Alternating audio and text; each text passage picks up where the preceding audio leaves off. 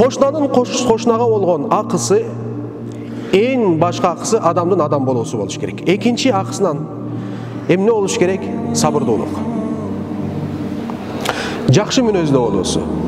Анткени кошуна менен кошунанын ортосунда кээ бир учурда чыр чатак чыгышы мүмкүн. Анткени кээ бир кошуна адептүүлүктү сактабай калышы мүмкүн.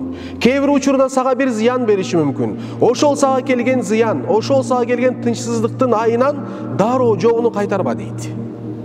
Эмнеге бир сабыр кылгының дейт. Сабыр кылсаң, себеби Аллах субханаху ва тааля кошунанын берген ызасына сабыр кылган кулду Аллах субханаху ва тааля өтө сүйөт деп айтышат.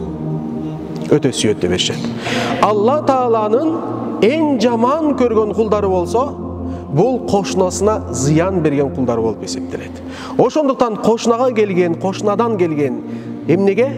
Ошол ызаларына сабыр кылып, чыдап, Алла таалага дуа кылсак иншалла бизге сооп, ажыр сооп катары келет.